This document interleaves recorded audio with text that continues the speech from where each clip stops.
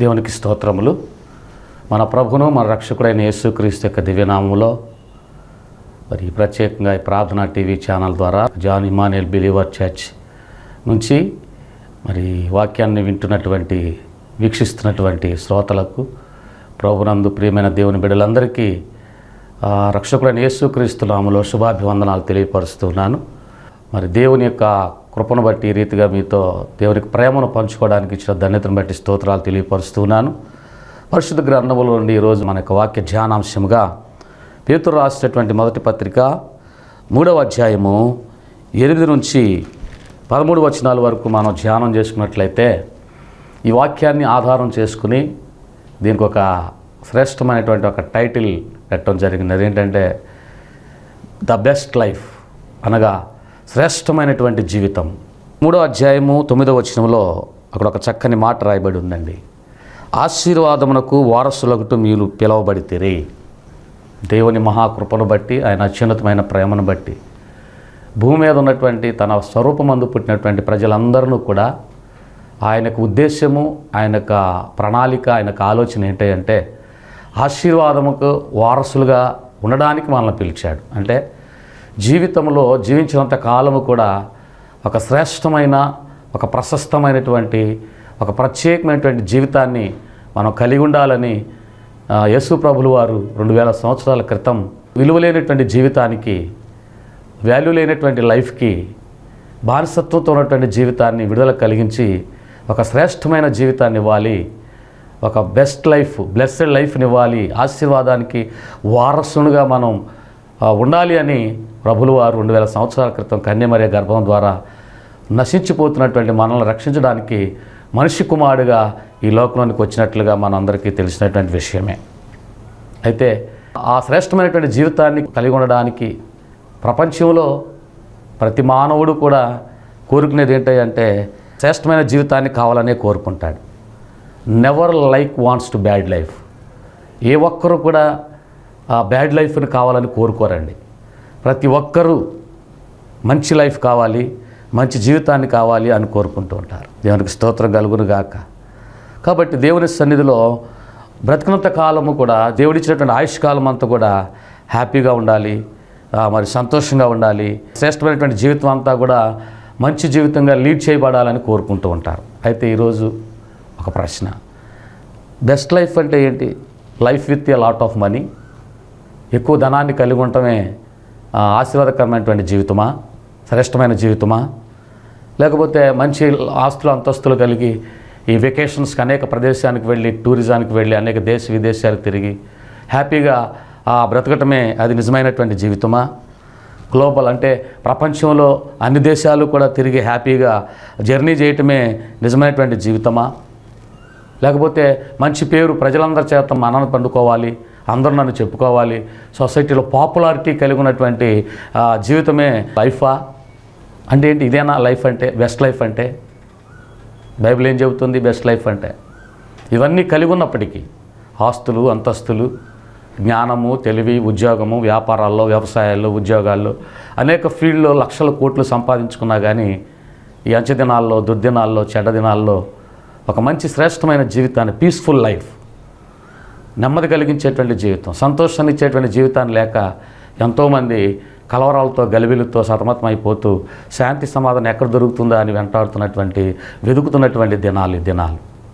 అయితే ఈరోజు ఈ టీవీ ద్వారా వీక్షిస్తున్నటువంటి నా ప్రియమైనటువంటి శ్రోతలకు, ప్రియమైనటువంటి క్రైస్తవ సహోదరులకు ఒక దైవ సేవకునిగా దేవుని యొక్క వాక్యం ద్వారా యేసు ప్రభులు వారు పరిశుద్ధాత్మ దేవుడి వాక్యం ద్వారా అసలు బెస్ట్ లైఫ్ అంటే ఏంటి? ఇక్కడ అంటున్నాడు, ఆశీర్వాదమునకు వారసులు అగుటకు మీరు పిలువబడితిరి.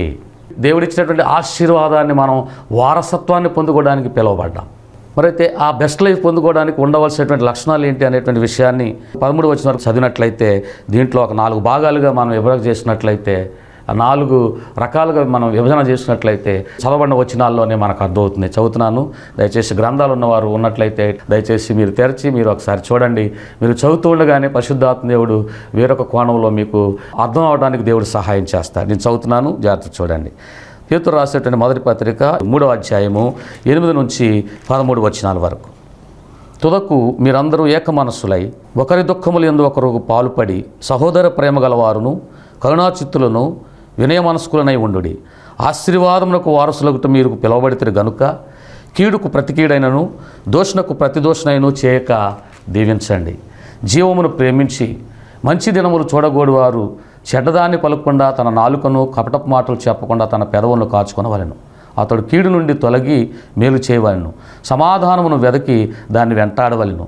ప్రభు కన్నులు నీతిమంతుల మీదను ఆయన చెవులు వారి ప్రార్థన వైపును ఉన్నవి కానీ ప్రభువు ముఖము కీడు చేయవారికి విరోధముగా ఉన్నది. మీరు మంచి విషయంలో ఆసక్తి గలవారైతే మీకు హాని చేయవాడెవడు? మీరు ఒకవేళ నీతి నిమిత్తము శ్రమపడినను మీరు ధన్యులే. వారి బెదిరింపునకు భయపడపడి కలవరపడపడి. ఈ 13 వచనాల్లో 8, 9, 10, 11, 12 ఈ 13 వచనాల్లో దాగి ఉన్నటువంటి బెస్ట్ లైఫ్కి కావాల్సినటువంటి కొన్ని శ్రేష్టమైనటువంటి లక్షణాలు, key of having the best life. మంచి జీవితానికి ఒక శ్రేష్టమైనటువంటి ప్రామాణికమైనటువంటి కొన్ని 4 శ్రేష్టమైనటువంటి కీస్, ఒక లక్షణాలు మనకు కనపడతా ఉన్నాయి. నెంబర్ 1 ఏంటంటే దేవుని బిడ్డ రైట్ యాటిట్యూడ్. బెస్ట్ లైఫ్ మనం పొందుకోవాలంటే సరైనటువంటి వైఖరిని మనం కలిగి ఉండాలి. ప్రభు మనకి ఎందుకు పిలిచాడు ప్రభువుల్ని? ఒకవేళ సేవకులు వింటున్నారేమో, పరిచర్లో బలంగా వాడబోతున్నటువంటి యవనస్తులు కావచ్చు, స్త్రీలు కావచ్చు, పురుషులు కావచ్చు, ఎవరైనా కానీ దేవుడు నిన్ను ఆశీర్వాదానికి వారసుడిగా పిలిచాడు అనేటువంటి భావన నువ్వు కలిగి ఉన్నట్లయితే నువ్వు గమనించుకోవాల్సిన విషయం, మొట్టమొదటి కీ ఏంటంటే బెస్ట్ లైఫ్కి రైట్ యాటిట్యూడ్ ఉండాలి. సరైనటువంటి వైఖరి, సరైనటువంటి వ్యక్తిత్వం కలిగి, పర్సనాలిటీ. పొజిషన్ కాదండి. మంచి పొజిషన్ కలిగి ఉంటే బెస్ట్ లైఫ్ కలిగి ఉన్నాం అనుకుంటూ ఉంటారు. బట్ బైబిల్ ఏం చెప్తుందంటే నీకు పొజిషన్ సరిగా ఉన్నా లేకపోయినా, హోదా ఉన్నా లేకపోయినా, సరైనటువంటి వ్యక్తిత్వం కనుక మనలో ఉంటే, పర్సనాలిటీ కనుక మనం కలిగి ఉన్నట్లయితే దేవుడు సమయం వచ్చినప్పుడు మేలు కలుగుటకై సమస్తమును సమకూడి జరగడానికి నిన్ను ఉన్నతమైన హోదాలను ఉంచుతాడు. దావీదు విషయంలో కూడా జరిగిన సంఘటన అంటే దావీదు రైట్ యాటిట్యూడ్ని కలిగి ఉన్నాడు.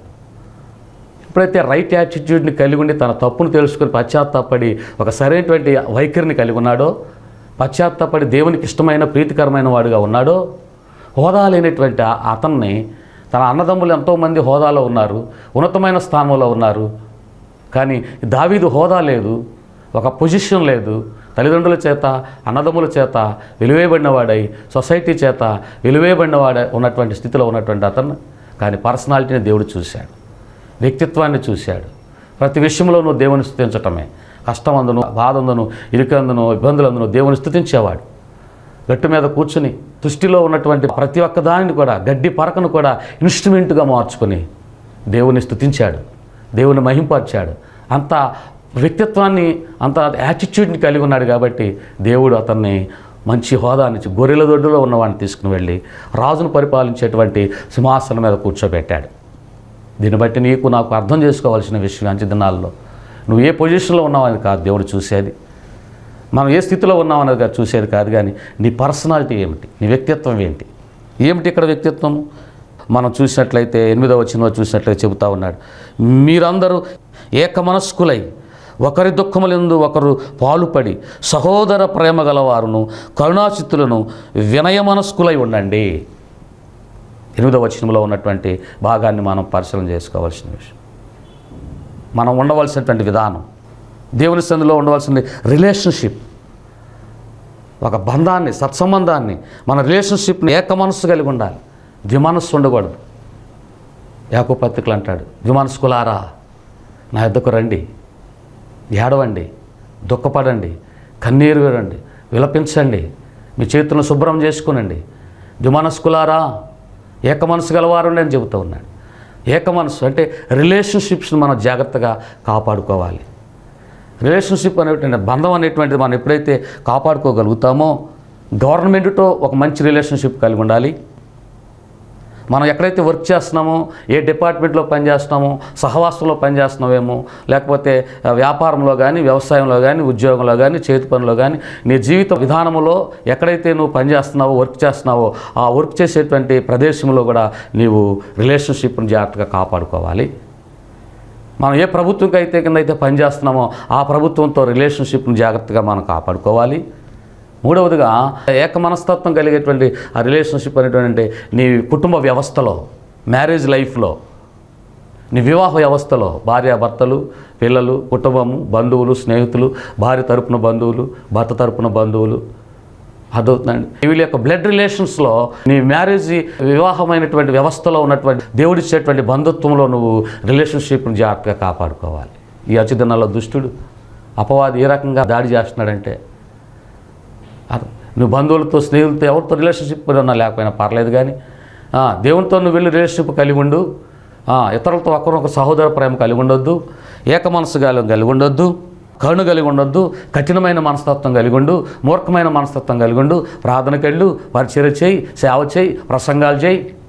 నువ్వు దేవునితో వినయంగా ఉండు, సేవలో వినయంగా ఉండు. కానీ పెద్దల పట్ల కానీ, నీ కుటుంబం పట్ల కానీ, నీ బంధువుల పట్ల కానీ, దేవుడు నీకు ఏదైతే ఫిజికల్గా రిలేషన్షిప్స్ ఇచ్చాడో ఆ రిలేషన్షిప్స్ల విషయంలో మాత్రము ఒకరినొకరు ప్రేమించుకోవద్దు, మాట్లాడుకోవద్దు. ఇగోని కలిగి ఉండండి, గర్వం కలిగి ఉండండి, అహంకారం కలిగి ఉండండి అని అపవాది తెలియకుండానే మనల్ని అండర్ డెఫిషియన్సీలో ఉంచి ఆ డెవిల్ మనల్ని ఏం చేస్తాడంటే దైవికంగా లీడ్ చేస్తున్నాడు. నువ్వు దేవునికి వెళ్ళు, పని చేయి, ఎంత నచ్చాయి. కానీ ప్రభు ఈరోజు చెబుతున్నాడు, ప్రియమైన దేవుని బిడ్డలారా, ఒకవేళ ఈరోజు నువ్వు అన్ని కలిగికుండా నీ జీవితంలో నెమ్మది లేకుండా ఉండడానికి కారణము ఆ యొక్క రైట్ యాటిట్యూడ్ అనేటువంటి లక్షణం నీలో లేదేమో, సరైనటువంటి వైఖరి, వ్యక్తిత్వం మనలో లేదేమో.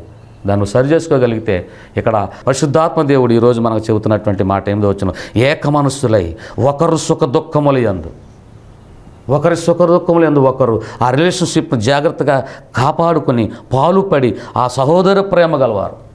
ఆ యేసయ్య శిలువలో చూపినటువంటి ప్రేమ అదే కదండి. దేవుని ఆరాధన చేసేటువంటి మనం కూడా ఆయన రైట్ యాటిట్యూడ్, రైట్ టైంలో, రైట్ ప్లేస్లో మనందరం రైట్గా ఉండాలని, మంచి నీతిగా ఉండాలని ఆయన ఈ లోకంలోనికి వచ్చాడు. ఆయన ఆరాధన చేసేటువంటి మనం కూడా రైట్ పీపుల్గా ఉండాలి. సరైనటువంటి పర్సనాలిటీని, వ్యక్తిత్వాన్ని మనం డెవలప్ చేసుకునేటువంటి రీతిగా ఉండాలని ప్రభుపేట మనకు మనవి చేస్తూ ఉన్నాడు. దేవుని నామమునకు మహిమ కలుగు. సామరస్యపూర్వకమైనటువంటి 8వ వచనంలో సామరస్యపూర్వకమైనటువంటి మనస్తత్వము, వినయ మనస్కులై కరుణాచిత్తులను సహోదర ప్రేమ గలవారు ఉండండి. ఉండండి, ఉండుడి అంటాడంతే, ఒక ఆజ్ఞ చేస్తున్నాడంతే. అది కంపల్సరీగా మనము పాటించగలిగితే తప్ప దేవుని యొక్క కంపాషన్, దేవుని యొక్క కనికరము, దేవుని యొక్క కరుణ, దేవుని యొక్క కటాక్షము, దేవుని యొక్క కరుణ కటాక్షములు కిరీటములుగా ఉండి నువ్వు బ్రతుకు దినములన్నీ కృపాక్షేములే నీవు చూడగలుగుతావు. బ్రతుకు దినములన్నీ బెస్ట్ లైఫ్ని నువ్వు లీడ్ చేయగలుగుతావు. నెంబర్ 1 మొదటిగా రైట్ యాటిట్యూడ్, సరైనటువంటి వైఖరి కలిగి ఉండాలి. రెండవదిగా చూసినట్లయితే 9వ వచనంలో చూస్తే చూడండి, ఆశీర్వాదమునకు వారసులుగా మీరు పిలువబడతారు కాబట్టి కీడుకు ప్రతి కీడైనను దోషణకు ప్రతి దోషణకు చేయక దీవించండి. దీన్ని బట్టి రెండవదిగా ఏంటంటే రైట్ రెస్పాన్స్, సరైనటువంటి స్పందన. Take respect and give respect లాగా నీ స్పందన ఎలా ఉండాలంటే రెస్పెక్ట్ఫుల్గా ఉండాలి. ఎంత జ్ఞానం కలిగి ఉన్నా, ఎంత పదవులు కలిగి ఉన్నా, ఆస్తి కలిగి ఉన్నా, రెస్పెక్ట్ లేకుండా reckless mind, rebel mind, reverse mind, radical mind, ఇవన్నీ కూడా డేంజర్ జోన్లోకి నడిపించేటువంటి ఆ తత్వం అన్నమాట అండి. నీ రెస్పాన్స్ ఎప్పుడైతే కరెక్ట్గా ఉంటుందో అప్పుడు దేవుడిని జీవితాన్ని రిజాయిస్ లైఫ్గా మలుస్తాడు. అందుకని ఇక్కడ అంటున్నాడు, కీడుకు ప్రతి కీడు చేయకూడదు, మనం దోషణకు ప్రతి దోషణ చేయక దీవించండి, అంతే, బ్లెస్ చేయండి. యేసు ప్రభు వారిని ఎంతగా దూషించారు.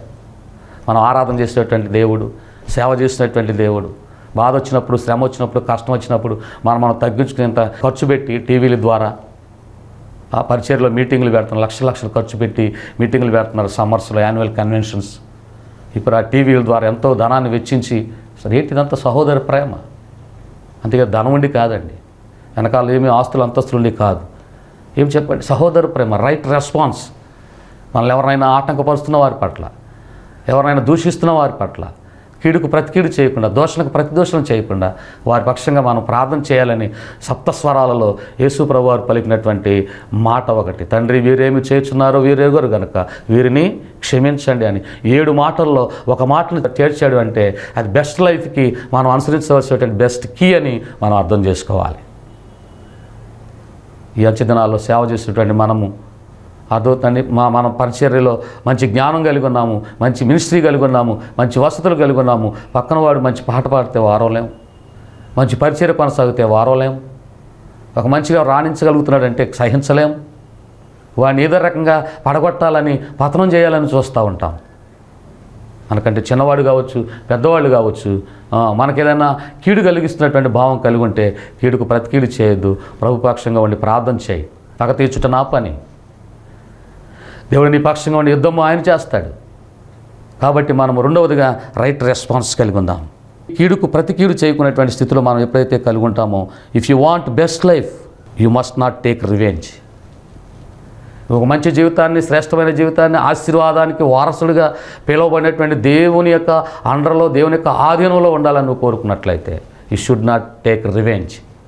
మనసులో ఏ ద్వేషమును, ఏ పగను, ప్రతీకారాన్ని పెట్టుకోనకుండా వారిని దీవించేటువంటి మనస్తత్వాన్ని కలిగి ఉండు. వారిని ఎప్పుడైతే నువ్వు దీవించేటువంటి మనస్తత్వం కలిగి ఉంటామో, అదే పేతురు రాసినటువంటి పత్రిక 2వ అధ్యాయము 21వ వచనంలో చూసినట్లయితే అక్కడ ఒక మాట రాయబడింది, క్రీస్తు కూడా మీ కొరకు బాధపడి మీరు తన అడుగు జాడలు యందు నడుచుకోవాలని మీకు మాదిరి ఉంచిపోయాను. దేవునికి స్తోత్రం కలుగునుగాక. చూసారా, is the model for us. క్రీస్తు మన కొరకు బాధపడ్డాడు, శ్రమలు అనుభవించాడు, కొడా దెబ్బల చేత సారలకు దున్నపడ్డాడు, మళ్ళా కిరీటం, చేతిలో మేకులు, కాళ్ళల్లో మేకులు. ఆ యొక్క క్రూసిఫికేషన్లో ఎంత క్రూయల్గా బాధ పెట్టారో క్రీస్తుని. ఆయన నోరు తెరిచి ఒక్క మాట కూడా పలకలేదు. ఒక మాట, తండ్రి వీరేం చేస్తున్న వీరిని క్షమించమన్నాడు, కానీ కీడుకు ప్రతికీడు చేయలేరు. ప్రారంభంలో ఆయన శ్రమలకు వెళ్ళబోయే ముందుగా శిష్యులు ఆయన పట్టుకోవాలని ప్రయత్నం చేసినప్పుడు, యోధా ఇస్కరియోతు ముద్దు పెట్టుకున్నప్పుడు, పక్కనటువంటి పేతురు కత్తి తీసి, ఎదుటివారు సైనికులు ఉన్నటువంటి కత్తి తీసి పగ తీర్చుకోవడానికి, నా నాయకుడిని నువ్వు పట్టుకుంటానికి నువ్వెవడు అని ఉద్దేశంతో, ఆ యొక్క దూషణ భావంతో, కీడు భావంతో అతను సైనికులు ఉన్నటువంటి కత్తిని తీసుకుని దూసి చెవుని నరికినట్లుగా మనం చూస్తున్నాం. అప్పుడు ప్రభు చెబుతూ ఉంటాడు, మన డ్యూటీ ఇది కాదు నాయన, మన మిషన్ ఇది కాదు, మన విజన్, మన దర్శనం ఇది కాదు, మన ప్రణాళిక ఇది కాదు. ఒకవేళ ఈ ప్రణాళిక నాది అయితే, నా తండ్రికి నేను ఒకసారి ప్రార్థన చేస్తే, తండ్రి ఇదిగో వీరు నన్ను ఎలా చేస్తారంటే కొన్ని సేనలు పంపించే వీళ్ళని నల్లులు మాడినట్లుగా మార్చేయగలడు. అంత పవర్ ఉంది నా తండ్రి దగ్గర. అంతేగాని అంత చేతగాని వాడి తత్వం కాదు ఆయన. అంత ప్రార్థన చేస్తే అంత సేన దిగి వస్తుందని చెప్పాడు. అంటే ఏంటి? దేవునిలో ఉన్నటువంటి ఆ యొక్క యాటిట్యూడ్, ఆ యొక్క రెస్పాన్స్ ఏంటంటే కీడుకు ప్రతి కీడు మనం చేయకూడదు, దోషణకు ప్రతి దోషణ మనము చేయకూడదు. అలా నడుచుకున్నట్లు వాకింగ్, అలా దేవునితో వాక్ చేస్తూ మన కింగ్లాగా ఉండాలని. ఎవరైతే దేవునితో వాక్ చేస్తారో దే విల్ బి కింగ్. అంటే ఆయన వ్యక్తిత్వాన్ని కలిగి, ఆయన మనస్తత్వాన్ని కలిగి ఎప్పుడైతే వాకింగ్ చేస్తామో అంటే మనం కింగ్లాగా, రాజులైన యాజక సమూహంగా ఆయన అందువల్లనే మనకి మాదిరిగా ఉంచి వెళ్ళాడు. మనం కింగ్లాగా ఉండాలి. రెండవదిగా మనం చూసినట్టు 9వ వచనంలో చూసిన దాన్ని బట్టి మనం నేర్చుకున్నది ఏంటంటే, the best life is to give the right response. Right response మనం కలిగి ఉందాం. ఒకవేళ నీకు తెలుసో తెలియకో అజ్ఞానంతో, అవివేకంతో, మూర్ఖత్వంతో నువ్వు ఎంత జ్ఞానం కలిగి ఉన్నా ఎదుటివారి పట్ల మాట్లాడేటువంటి విధానం తెలియకున్నటువంటి విధానంలో ఉన్నావేమో.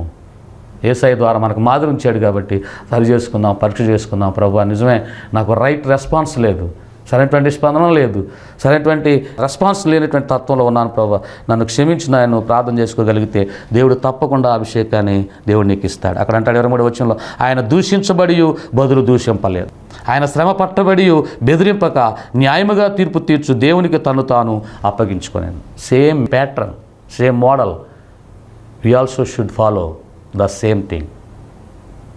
దూషించబడలేదు, శ్రమ పెట్టబడలేదు, దేవునికే తను తాను ప్రభువా నీ చిత్తము నాయన అని ఆయనకు అప్పచెప్పేస్తాడు. అలాగే ఇక్కడ 9వ వచనం ఒకరు అంటున్నాడు, కీడుకు ప్రతి కీడు అయిన దోషణ చేయక బ్లెస్ చేయండి. ప్రియమైన దేవుని బిడ్డలారా, నిన్ను ఎవరైనా దూషిస్తున్నారా? యేసు ప్రభువు కూడా అన్నాడు కదా, నా నిమిత్తము మీరు హింసించి దూషించి చెడ్డ మాటలల్లా పడుకున్నప్పుడెల్లా కూడా మీరు బాధపడకండి, మీరు ధన్యులే అంటున్నాడు. ఈ విషయాన్ని మీరు అర్థం చేసుకోగలరని దేవుని సేవకునిగా మీకు తెలియపరుస్తున్నాను. మూడవదిగా చూసినట్లయితే 10-11 వచనాలు చూసినట్లయితే దాని ద్వారా మనం అర్థం చేసుకోవాల్సిన విషయం, జీవమును ప్రేమించి మంచి దినములు చూడగోరువాడు, లైఫ్ని ప్రేమించి లైఫ్ని లవ్ చేసి, లైఫ్లో ఆశీర్వాదానికి వారసులుగా పిలువబడి లైఫ్లో మంచిగా జీవించాలి, జీవితాన్ని ప్రేమించి ఆ జీవితంలో మంచి ఆశీర్వాదాలు పొందుకోవాలని కోరుకుంటున్నారా? మంచి దినాలు చూడాలని కోరుకుంటున్నారా? ఈ డెవిల్ డేస్లో, డేంజర్ డేస్లో, డిఫికల్ట్ డేస్లో మంచి దినాలు, గుడ్ డేస్ చూడాలని నువ్వు కోరుకుంటున్నావా? అయితే ఇక్కడ అసలు బెస్ట్ లైఫ్కి ఉండవలసిన మూడో కీ ఏమంటున్నాడంటే చెబుతున్నటువంటి మాట రైట్ స్టాండర్డ్, సరైనటువంటి ప్రమాణం, సరైనటువంటి స్టాండర్డ్ని మనం మెయింటైన్ చేయగలగాలి. ఒక క్రీస్తు భక్తుడిగా, దేవుని సేవకుడిగా, ఒక విశ్వాసిగా, యేసు రక్తంలో కడగబడినటువంటి నీవు, ఆ బలలో పాల్గొంటున్నటువంటి నీవు, ఆ వాక్యాన్ని చదువుతున్నటువంటి నీవు, ఆయనను వెంబడిస్తున్నటువంటి నీవు, అనుసరిస్తున్నటువంటి నీవు, నీ స్టాండర్డ్ ఎలా ఉంది? ఎడ్యుకేషన్లో LKG standard, primary standard, high school standard, college standard, PG standard, engineering standard, అలా స్టాండర్డ్స్ ఎలా పెరుగుతూ ఉంటాయో అలాగే దేవునిలో కూడా రక్షించబడిన తర్వాత నుంచి రోజు రోజుకి సంవత్సరం వయస్సు పెరిగిన కొందికి స్టాండర్డ్స్ కూడా పెరగాలి. ఈ అంచె దినాలు ఎలా ఉన్నారు చెప్పండి? వయస్సు పెరిగిన కొందికి శాదస్తం అనే స్టాండర్డ్ పెరుగుతూ ఉంది. వయస్సు పెరిగిన కొందికి మూర్ఖత్వం అనేటువంటిది పెరుగుతూ ఉంది. వయస్సు పెరిగిన కొందికి అజ్ఞానం పెరుగుతూ ఉంది, అవివేకం పెరుగుతూ ఉంది, జారత్వం పెరుగుతూ ఉంది, అపవిత్రం పెరుగుతూ ఉంది, కాముకత్వం పెరుగుతూ ఉంది, విగ్రహారాధన పెరుగుతూ ఉంది, అభిచారణ పెరుగుతూ ఉంది, ద్వేషం పెరుగుతూ ఉంది, కలహం పెరుగుతూ ఉంది, మత్సరం పెరుగుతూ ఉంది, కక్షలు పెరుగుతూ ఉన్నాయి, విభేదాలు పెరుగుతూ ఉన్నాయి, అలరితో ఉన్నటువంటి ఆటపాటలు పెరిగిపోతూ ఉన్నాయి. కానీ ఇక్కడ రైట్ స్టాండర్డ్స్ ఏంటంటే క్రైస్తవుడికి ఉండవలసినటువంటివి అవి పెరగాలి. ప్రేమ పెరగాలి, సంతోషము, సమాధానము, దీర్ఘశాంతము, దయాళత్వము, మంచితనము, విశ్వాసము, సాత్వికము, ఆశానిగ్రహము, ఇవన్నీ నవఫలాల చేత నువ్వు నవలవలాడుతూ ఆ స్టాండర్డ్స్ని రోజురోజుకి దేవునితో నువ్వు ఏకీభవించినప్పుడు, దేవునితో సహవాసం చేస్తున్నప్పుడు, దేవునితో నడుస్తున్నప్పుడు నువ్వు ఎప్పుడైతే ఈ రైట్ స్టాండర్డ్ నువ్వు మెయింటైన్ చేయగలుగుతావో, ప్రభు దావీదుని ఎక్కలేనంత ఎత్తైన కొండపైకి ఎలాగ ఎక్కించాడో అలాగే నిన్ను నన్ను ఈ టీవీ ద్వారా వాక్యాన్ని వింటున్నటువంటి ప్రియ శ్రోతలైన వీక్షకులైన మిమ్మల్ని అందరినీ కూడా దేవుడు హెచ్చిస్తాడు. యూ వోంట్ సీ పొజిషన్, నీ హోదాని, నీ బ్యాక్గ్రౌండ్ నేను చూడ్డా ఆయన, నీ స్టాండర్డ్ని చూస్తాడు, నీ వ్యక్తిత్వాన్ని చూస్తాడు, నీ మనసును చూసే దేవుడు, హృదయాన్ని చూసే దేవుడు. దావీదు విషయంలో జరిగింది అదే కదండి. అన్నలందరినీ కూడా ఆ సమయంలో ప్రవక్త అనేటువంటి స్టాండర్డ్ చూస్తున్నాడు, హైట్ చూస్తున్నాడు, ఎడ్యుకేషన్ చూస్తున్నాడు, అన్ని చూస్తున్నాడు. కానీ బట్ గాడ్, నువ్వు ఆరాధన చేసే దేవుడు ఏం చూస్తున్నాడు? హృదయాన్ని చూస్తున్నాడు, స్టాండర్డ్ చూస్తున్నాడు. దావీదు స్టాండర్డ్ చూసి వీళ్ళు తీసుకురండి ఎక్కడున్నాడని వాళ్ళు వచ్చేంత వరకు కూడా వీళ్ళందరూ వెయిట్ చేసినట్లుగా మనం చూస్తున్నాం. ఎంత గొప్ప దేవుడు అండి. మూడవదిగా మనం చేయవలసింది ఏంటంటే చెడ్డదాన్ని పలుకున్న నీ నాలుకను, కపటపు మాటలు చెప్పకుండా తన పెదవులను కాచుకో. Control your tongue. నలుగురిలో ఉన్నప్పుడు ఒక సేవకుడి గురించి ఎలా ఏం మాట్లాడుతున్నావు? నలుగురితో ఉన్నప్పుడు ఒక విశ్వాసి గురించి ఒక విశ్వాసితో నువ్వు ఎలా మాట్లాడుతున్నావు? నీ టంగ్ అంటే నీ నాలుక యొక్క విధానం బట్టే అది నాశనమునక లేకపోతే ఆశీర్వాదానికి దారితీసేటువంటి లైఫ్కి దారితీస్తుంది. ఈరోజు కుటుంబాలు విడిపోతున్న కారణం ఏంటి? అనేక నష్టాలు రావడానికి కారణం ఏంటి? నాలుక. కాబట్టి ఈరోజు వింటున్నటువంటి మాటను బట్టి మూడవదిగా చూసినట్లయితే ప్రియమైన దేవుని బిడ్డలారా, సరైనటువంటి ప్రమాణానికి కంట్రోలింగ్ యువర్ టంగ్. అప్పుడు ఎప్పుడైతే నువ్వు కంట్రోల్ చేసుకుంటావో అప్పుడు నువ్వు బెస్ట్ లైఫ్కి దారితీస్తూ ఉంది. దేవుని పరిశుద్ధ నామమునకు మహిమ కలుగునుగాక. ఆఖరిదిగా 13వ వచనం చూసినట్లయితే, మీరు మంచి విషయంలో ఆసక్తి గలవారైతే మీకు హాని చేయవాడెవడు? 4వదా రైట్ ఇంటెన్సివ్. మంచి విషయానికి ప్రోత్సహించే మనసును కలిగి ఉండు. మంచి పని చేసేవాళ్ళని ఎంకరేజ్ చేయటం నేర్చుకో, ప్రోత్సహించు. చెడ్డ పనులు కాదు, పనిని పాడు చేయడానికి కాదు, దేవుని పనిని, కుటుంబ వ్యవస్థని, ఆర్థిక వ్యవస్థని పాడు చేయడానికి లేనిపోయిన మాటలు చెప్పి, ఉన్న మాటలు లేనివి కల్పించి చెప్పి కుటుంబాలని, సంఘాలని పాడు చేసేటువంటి దురాత్మ మనసు నీలో ఉందేమో, దాన్ని ఇప్పుడే సరి చేసుకో. అది బెస్ట్ లైఫ్ దారితీయదు, అది బ్యాడ్ లైఫ్ దారితీస్తుంది. బ్లెస్డ్ లైఫ్ కాదు, కర్స్డ్ లైఫ్. దేవుని యొక్క కన్సిడరేషన్తో కూడినటువంటి లైఫ్గా ఉండాలని ఈరోజు ప్రభు నీతో మాట్లాడుతున్నటువంటి మాటను ఒకసారి జ్ఞాపకం చేసుకున్నాం. 4 attitudes, keys of best life. 4 keys of having the best life. ఒకటి, నెంబర్ 1 సరైనటువంటి వైఖరి కలిగి ఉందాం. నెంబర్ 2 సరైనటువంటి స్పందన కలిగి ఉందాం. 3వది సరైనటువంటి ప్రమాణం కలిగి ఉందాం. 4వది సరైనటువంటి ప్రోత్సాహం. చూడండి, ఇంగ్లీష్లో అయితే కరెక్ట్గా మీకు అర్థం అవడానికి సరగా ఈజీగా ఉంటుంది. Right attitude, right response, right standard, right incentive. ఈ 4 విషయాలు నువ్వు కలిగి ఉన్నట్లయితే నలుదిక్కుల నుండి నీ బెస్ట్ లైఫ్కి పాడు చేయడానికి ఏ దురాత్మ, ఏ చీకటాత్మ, ఏ అపవిత్రాత్మ, ఏ శత్రువు నలుదిక్కుల నుంచి రావాలని ప్రయత్నం చేసిన ఈ 4 యాటిట్యూడ్స్ ఆ దిక్కుల నుంచి రానికుండా కాపాడి బ్రతికినంత కాలము హ్యాపీ లైఫ్గా, బెస్ట్ లైఫ్గా ఉండడానికి దేవుడు నీకు సహాయం చేస్తాడు. ఈరోజు విన్నటువంటి ఎవరైనా ఎంతమంది అయితే వీక్షిస్తున్నారో వాళ్ళందరికీ కూడా దేవుడు ఉత్తమమైనటువంటి జీవితాన్ని, శ్రేష్టమైనటువంటి జీవితాన్ని, ఆశీర్వాదకమైన జీవితాన్ని దేవుడు మీకు ఇచ్చునుగాక. ఒకవేళ ఏ సమస్యలతో అయినా ఎన్ని ఉన్నా కూడా, ఏ సమస్య ఉన్నా, ఎన్ని వసతులు వనరులు ఉన్నా కూడా నెమ్మది లేనని బాధపడుతున్నారా? కీర్తనకారుడు 119వ కీర్తన అంటాడు, నీ వాక్యము నన్ను బ్రతికిస్తుంది, బాధల్లో నాకు నెమ్మదిని కలిగిస్తుంది. బర్డెన్తో ఉన్నటువంటి లైఫ్కి బెస్ట్ లైఫ్గా ఉంచేటువంటిది ఏంటో తెలుసా? నెమ్మది కలిగించేది దేవునికి వాక్యం. ఈ 4 విషయాలు. రైట్ యాటిట్యూడ్ని కలిగి ఉంటావా? కళ్ళు మూసుకొని ప్రార్థన చేసుకుందాం. రైట్ రెస్పాన్స్ని కలిగి ఉంటావా? రైట్ స్టాండర్డ్ని కలిగి ఉంటావా? నీ స్టాండర్డ్ ఎలా ఉంది? అన్నిట్లో స్టాండర్డ్ బాగుంది, కానీ దేవునిలో సరైన స్టాండర్డ్ నువ్వు కలిగి ఉన్నావా?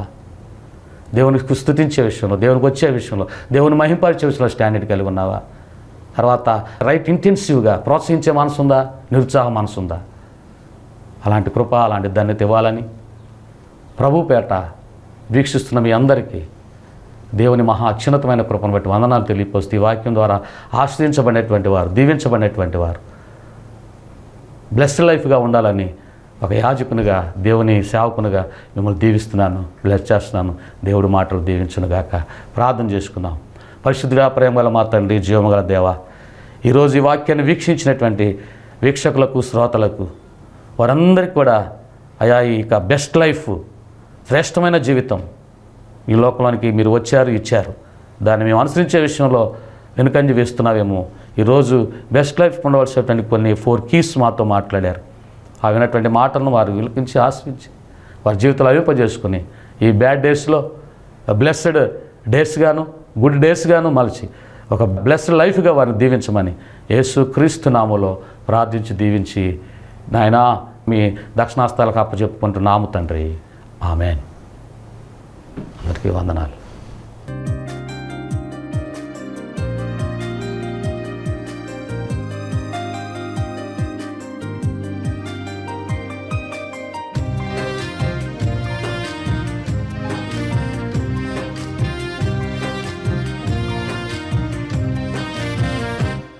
ఒక దివ్యమైన సంగతితో నా హృదయము పొంగెను. ఒక దివ్య